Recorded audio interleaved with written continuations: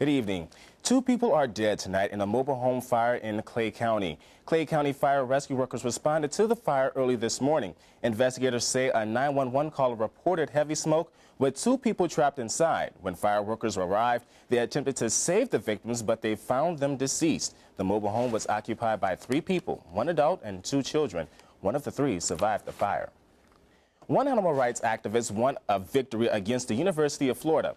Camille Marino has been fighting to expose what she calls abuse of lab animals at UF. She requested public veterinary records on some lab monkeys, but UF refused to give them to her. She brought the issue to court and won. I think that their purported basis for withholding these records was completely disingenuous. The only reason that they didn't produce the records is that they have some sort of bad blood with my client. You can't not give somebody public records because you don't like them. That's what this lawsuit was about. There were 2 counts in Camille Marino's lawsuit. The other dealt with information that UF did not hand over, but it was redacted. The judge did not rule in Marino's favor there. The redacted information will remain blacked out. Florida's Republican presidential primary is a month away, and workers from the Alachua County Supervisor of Elections office are telling everyone the last day to change your party affiliation or register to vote is Tuesday, January 3rd.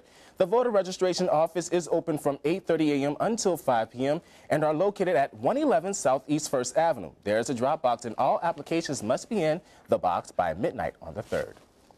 Florida lottery ticket sales rocket past the 2010 numbers. Floridians are on track to spend a record on lottery tickets this year, which could be a sign the economy is recovering. After rising steadily for years, Florida lottery sales fell in 2009. But ticket sales, which include scratch-off games, Powerball, Lotto Plus, and Fantasy 5, have picked up this year. They're expected to hit just over $4.25 billion for the year that ends June 30th. And now it's time to take a first look at the weather. Mike, it was a bit, foggy this morning. Thanks, Mike. It's already 2012 throughout much of Asia and the Western Pacific, and the new year isn't arriving quietly. CNN's Natalie Allen has more. 3, 2, 1. Australia is among the first countries to welcome the new year. It forked out millions of dollars on fireworks for a big show over Sydney Harbour.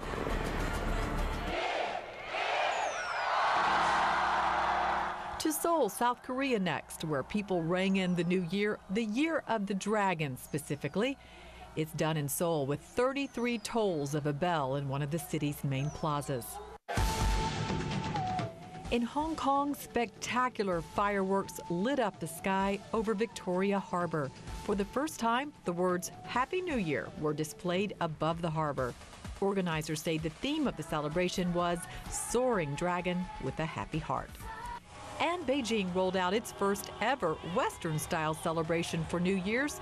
A digital light show surrounded one of the city's cultural landmarks, the Temple of Heaven. Beijing hopes the celebration will serve as an advertisement to the world's tourists. The Beaudely Plaza transformed tonight on New Year's Eve. It will host celebrations with music, lights, and dancing. TV20's Jessica Gable reports Christmas may be the most wonderful time of the year, but New Year's may be the most profitable. They're calling for something like 2,400 people down here tonight or something like that. So we're getting pretty geared up for it, doing a lot of prep work. Hopefully it'll be fruitful. The winter months can be hard on outdoor restaurants like the Lunchbox right outside the plaza. If it gets cold, people don't like to sit outside all that much. So we're hoping that it'll be a good boost to get us through the next couple of weeks that are going to be kind of slower. But New Year's Eve brings plenty of customers, cold weather or not. Tonight, Beaudely Plaza will be teeming with hundreds of people ready to ring in the new year with music. 2 Gainesville-based bands will be playing on the stage behind me while people dance and mingle. I don't know if they're selling food. Hopefully it'll bring us a lot of business and we can make a lot of money tonight. Velos and other businesses downtown seem to be catering to New Year's partiers on their way back from Beaudely. At drinks and appetizers, we have a lot of different champagnes and very wonderful homemade desserts. So hopefully people, even if they do eat out, they can still come in for, a cocktail and a dessert maybe. So we hope it does good for us. As the restaurants prep and the tents go up, downtown comes together for what promises to be a party that makes plenty of music and plenty of money for Gainesville. The plaza will continue free concerts and celebrations until 12:30 tonight. After all of your New Year's celebrations have ended, you're wondering who's driving home. The answer, AAA. AAA has teamed up with other companies to offer Tow to Go program to anyone in need, no questions asked. Tow to Go will be offered based on how many tow trucks will be available. If you need a ride, call the number on your screen, 1-800-AAA-HELP. The Tow to Go program is free of charge. And there's more news on your way on this New Year's Eve edition on TV20 News Weekend Report. Be sure to follow us on Twitter at WCJB20 and at WCJB Weather. And like us on Facebook. Search WCJB TV20 News exactly as it looks on the screen and find our official page on Facebook. We'll be right back. Welcome back. 3 days left till the first votes are cast in the caucus contest in Iowa, and campaigning was busy despite the New Year holiday. Shelby Lynn has more on the countdown to Iowa.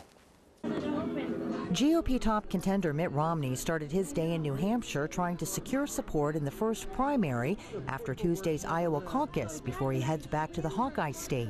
I need you to get out and vote. Romney is ahead in Iowa, according to the CNN Time ORC International and NBC News Marist polls released earlier this week. He's pushing his pledge that, as he frames it, America will once again be strong after the Obama administration. I will return America to American principles, get us strong.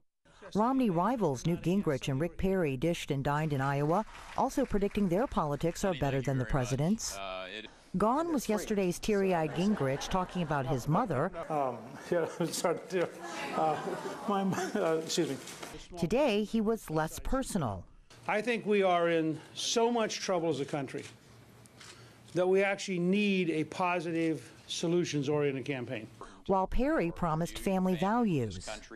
And together, we're going to build a movement to take this country back. Bachman, Santorum, and Huntsman also stumped. The only one missing, Ron Paul. He's home with his wife in Texas to ring in the new year. As for New Year's resolutions, we'll see who is resolute that their campaigns will continue in the new year. A couple hopefuls could drop out after caucus night. As things are heating up on the campaign trail in Iowa, it's starting to feel a bit cooler here in north central Florida. Mike, can we expect lower temperatures this week?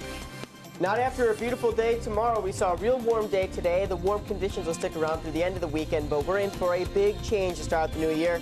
I'll have all the details about your forecast coming up after the break. And we'll be right back with sports.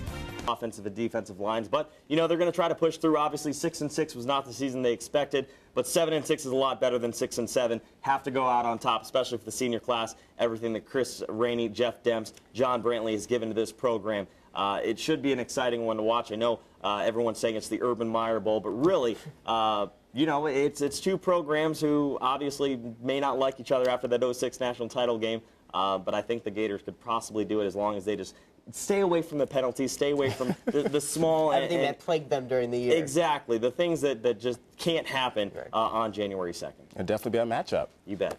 All righty, Mike, and one last look at the weather. All right, for everybody that's heading out real quick out the door, temperature's going to be pretty similar to this for your midnight. 55 degrees here in Gainesville, and then as the night goes on, it'll start to get cooler. But what we really need to worry about is going to be a dense fog. That's going to really be for our western counties dense fog advisory. In fact, that'll be around through 10 a.m. tomorrow morning. But the rest of the area is going to be seeing fog, just not advisories issued. Now we're talking about a big drop in temperature, so a beautiful start to the new year for January 1st, 76 degrees, but then a 16-degree drop by Monday. So only 60 for a high, and believe it or not, it gets 10 degrees cooler by Tuesday, so a very chilly 50-degree high by Tuesday. Plenty of sunshine, but our temperatures are going to be very cool. Look at those overnight lows. 24 for an overnight low from Tuesday into Wednesday. Our temperatures slowly start to warm back up, but it is going to be a chilly start to the new year. So one more day of beautiful conditions. If you have anything to get outside, do it tomorrow. Enjoy these beautiful conditions because they are not going to be around much longer. And should people worry about plants, and should they take them inside? Or? Yeah, certainly by early next week. Not tonight. It's going to be a fine night, and then tomorrow afternoon will be all right. But early next week, if you haven't taken those plants in yet, definitely want to do it. Temperatures getting down to the 20s. And definitely a good time to bundle up and be warm. Yeah, break out the jackets and sweaters too. All righty, that's all the time we have for WCJB's Weekly Report. We leave you in the hand of Dick Clark, bringing in the new year. Happy New Year. Happy New Year.